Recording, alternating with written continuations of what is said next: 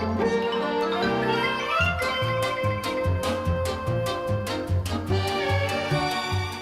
everybody, it's Chris Eads, known online as Wootini, here with another Gay Gamer video podcast. I have a lot to talk about this week, many different topics, only one of which is gaming, but I know it's a gaming podcast, but it's also just geeky stuff too. So, let's start with the gaming. I continue to make really good progress in Horizon Zero Dawn. I seem to be like running out of side quests, so I've been doing more of the main story missions, which is actually cool because I've now leveled up so much that the main story missions are not as hard as I think they would have been if I'd done them at the time. Like, you know, it's like level 18 story mission, but I'm like 31, so it's fine. If I had done it when I was level 18, it might have been more difficult. But I'm running out of side missions, so I'm focusing on the main game. But, thankfully, the game didn't distract me so much with side missions and errands and nonsense that I never went back to do a story mission and got bored and quit the game. Like I do sometimes with open world games, where I just get bored. Super excited. I'm still playing that. I also, I know a lot of my friends, I've seen them posting on Facebook and Twitter, they're playing Friday the 13th, the game, which was released on Friday, digitally. I believe the physical copy comes out the following Tuesday. But I love the concept. You know, like 8 players, 1 is Jason, 7 are counselors, he tries to kill them all, the other ones are trying to escape. Like, it's a great idea, it's a great concept, I love it, but it's an online multiplayer game, and I don't really care for online multiplayer games, so as much as I love the idea and the concept of it, it's just going to stay a great concept. I'm not going to actually play it. Which is disappointing because I was showing some footage from it to my husband, who's a big Friday the 13th fan. Loves the movies, so I was like, look, they recreated the barn and the cabin from the 3rd movie. Look at that. It's so cool. Of course, they had, like, Part 2 Jason running around with the pillowcase over his head. So it was a little odd, but whatever. You can mix and match. It's fun. And he was like, yeah, no, this game looks awesome, I'm totally going to buy it. And I was like, no, you're not. And he's like, yeah, I want to play it. And I was like, no, you don't. And I told him that it was, you know, you have to play it online with 7 other people. And he was like, oh, I don't want to do that. I just want to play it by myself. And I'm just like, no. Although I have read online that there is a single-player mode that they're going to add later, like in the summertime somewhere, which will give you, like, AI bots for counselors. But it sounds like you're going to play Jason and you just run around killing the AI counselors. But I'd also want to be able to play as a counselor and try to escape Jason. But I didn't see anything about that. So he was very disappointed, and I was disappointed because my husband doesn't play a lot of video games. He will occasionally play, like, with me, he'll play, like, SingStar, or he'll play Rock Band, only singing. And on, the Wii U, he liked the Pictionary game in WarioWare, so that was something. But mostly he does not play games.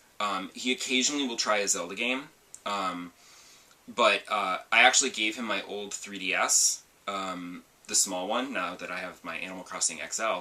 I gave him my smaller red one and my copy of A Link Between Worlds, so that he could give that a shot. And much to my surprise, he got super into it. A couple of times I found him online, like, Googling how to find certain things and do certain things, because he got a little stuck. And I'm like, oh. So, I was super happy. I was like, oh my god, you're playing a game. And in fact, he usually, like, he'll play for, like, a couple of temples, and then he'll get bored. And he just, it's not for me. Because he's not a big gamer. But he actually made it all the way to the final boss. I couldn't believe it. Unfortunately, he tried to beat the final boss a bunch of times, and now he's given up, because he's just like, I can't do it. So that's sad. But I gave him my copy of Ocarina of Time for the 3DS, so that he can try that next. See how far he gets there. Water Temple. That'll break him. Although it is easier in the 3DS version, but I still think he'll give up there. We'll see. I'll let you know. Now on to movies. I saw Alien Covenant this past weekend. I didn't go last weekend when it opened because it's opening weekend, it's crowded. I was also busy that weekend, and I just said, you know, it's fine, whatever, I can wait a week. It also gave me a chance to watch Prometheus again so that I could set myself up for Alien Covenant. And I actually like Prometheus. So everyone was complaining about Alien Covenant and how they didn't like it, but they did the same thing with Prometheus, and I'm like, I think I'm going to like this because nobody liked the other one either, so whatever. And I did. I thought it was great. I don't know what everybody's complaining about. I thought it was just great. My only two complaints are Michael Fassbender, his American accent is super weird and distracting, and Ridley Scott did not shoot this in 3D for some reason, which is annoying, because he's been shooting all his movies in 3D for a while now, so I was super excited, but it's not in 3D this time, and I'm like, oh well. Maybe because it's like a dark horror movie with lots of shadows and stuff, and he's like, this won't work in 3D, it won't work, you know? But whatever. I don't know what everyone's complaining about. Everyone's like, oh, it's a retread, the people are stupid, and I'm just like, every Alien movie is a retread. They all have exactly the same plot. A bunch of humans, and one synthetic, travel somewhere where they encounter alien stuff, and are killed off one by one. Sometimes it's one alien, sometimes it's multiple aliens, sometimes it's variations on alien creatures. But that's literally the plot of every movie. Bunch of humans, synthetic, new place, aliens, they all die. The end. Except for that scrappy female character who makes it through. Usually. Because I didn't like Alien 3, and then after I thought about it, I realized I did like Alien 3, I was just upset at the ending because they killed Ripley. But after thinking about it, I'm like, no, it was fine. But everyone's like, oh no, it's terrible. And I was like, it's not terrible. Like, I get how Alien fans would not like Prometheus, because Prometheus kind of, it was still the same plot. A bunch of people, they go somewhere, they find alien stuff, they get killed off one by one. But there's no, like, alien creature. Like, you don't see the H.R. Giger alien. But you do in Alien Covenant.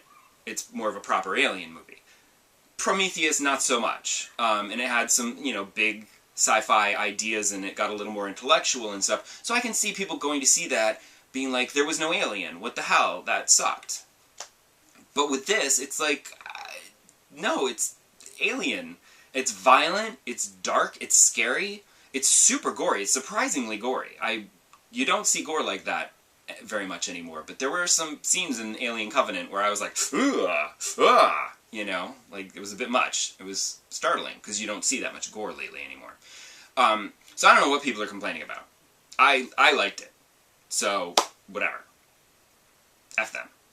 And I look forward to whatever he's going to do next, because there's going to be at least one more movie that should bridge the gap to bring us to Alien. So, they got to get a bunch of eggs on a ship and crash it on a planet to set it up for those idiots to find. Poor unsuspecting fools. They're not idiots. They're just unsuspecting fools. Now I want to transition to television, which is why I'm wearing my new Marvel Comics t-shirt that I got at Uniqlo when I bought my Nintendo shirts. I also saw this and was like, oh, I must have. That's why I don't like going in there, because they do have some really cool t-shirts from time to time, and I'm just like, no, I don't need any more t-shirts. But I do, because they're cool. I just need to throw away some of my old t-shirts that I don't wear anymore. That's all. We are living in a golden age of comic book television shows. And I love it. Back in the day when I was a child, you got nothing. You had The Incredible Hulk, which I wasn't a big fan of. And you had Wonder Woman, which I loved. And you got what you got. And, you know, they weren't great, but it was something, and it was a comic book, and I was excited to see my superheroes alive on this television screen. That was great. Instead of, you know, movies, which, you know, weren't every week. But now, we've got tons of comic book shows, and there's more coming, which kind of boggles my mind and makes me nervous at the same time. Like, I'm excited, but I'm also, like, super nervous, because I'm waiting for this bubble to burst, like, the superhero movies are still doing well, but the TV shows, like, I feel like at some point they're going to reach a saturation point. Like, there's a lot already.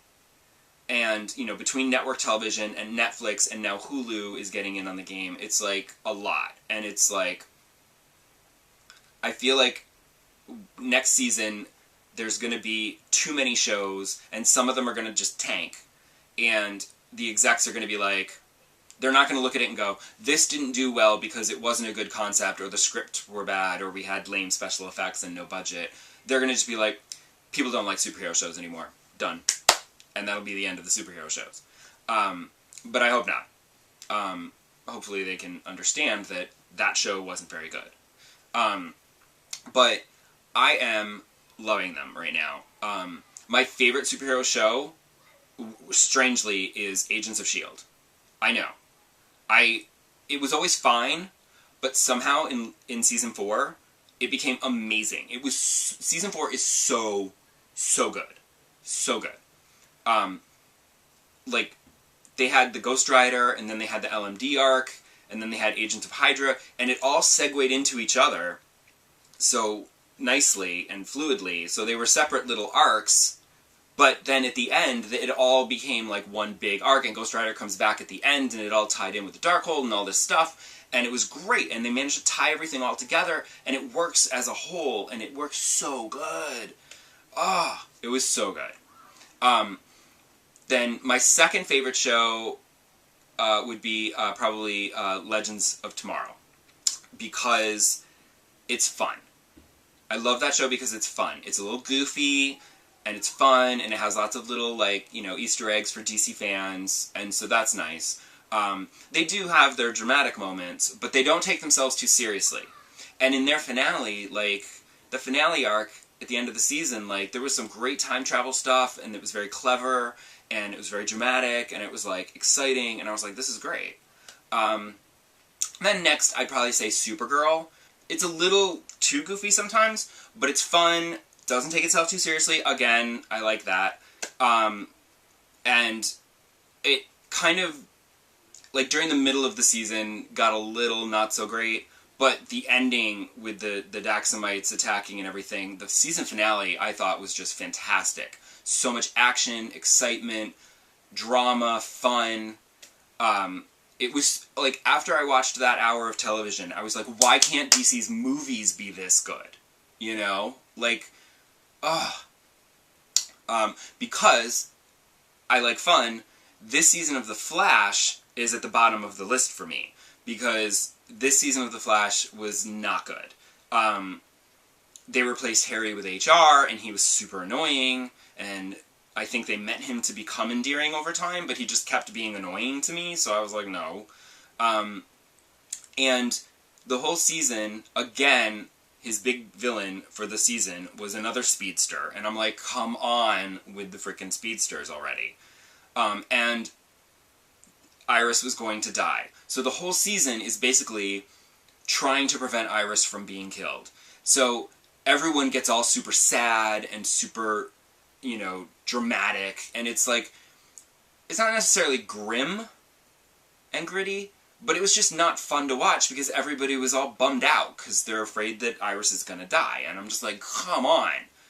There were a couple of episodes here and there, like the musical episode brightened things considerably. That was a lot of fun, but it was also, like, out of nowhere, and it totally interrupted the flow of the show. It should have been on Supergirl because it interrupted the grim, dark, sad season of The Flash.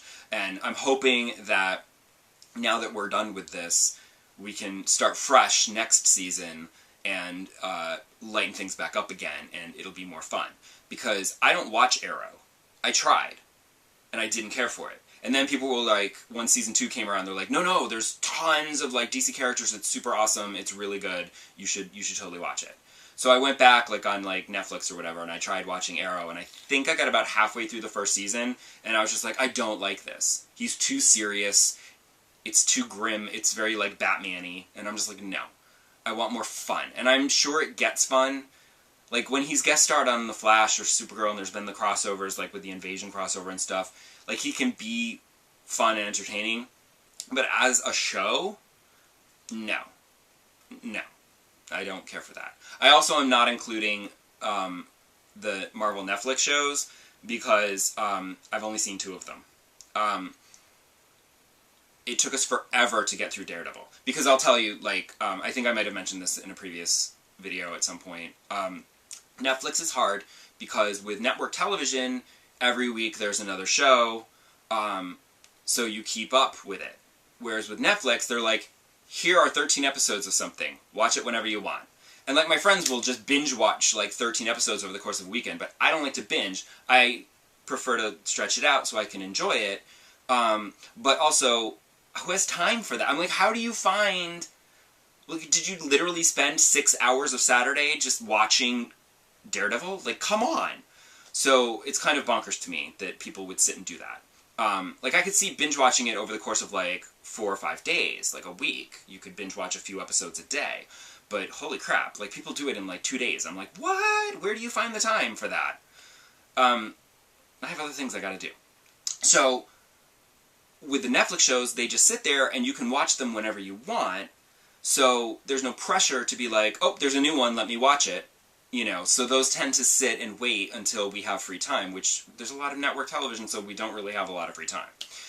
Also, I've only seen Daredevil Season 1 and Jessica Jones. That's it. We did start Daredevil Season 2, but I think we only watched a couple episodes, and then was like, we never finished. We'll go back eventually, I'm sure, but whatever.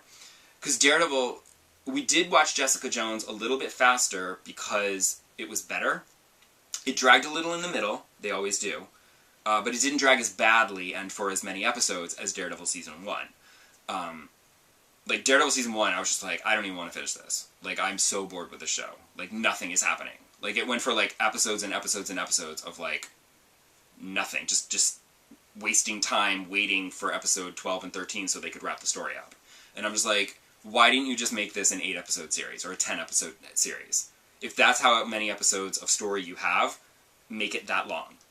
Don't make everything have to be 13 episodes. Because then, if you don't have enough story for 13 episodes, then, like, you end up with filler episodes that are kind of boring and lame, and then people lose interest. So, we've not watched Daredevil Season 2. We have not watched Luke Cage. So, The Defenders is going to come out, and it's like, go on. We'll watch that next year. I don't know. Now summer is starting, so there's less network TV, so hopefully now we can, like, maybe catch up on some of the Netflix shows, because there's a lot of superhero shows coming, and I want to be able to watch as many as I can to see if they're any good. If they're not, I won't watch them, but if they are, I want to help out, I want to love them, because I love my comic books, and seeing my comic book characters come to life is awesome. So, I'm going to shut up, because this has gone on way, way long this time. So, this is a long episode, so let me know in the comments what you thought of Alien Covenant, and what your favorite comic book superhero TV shows are. See you next time! Bye!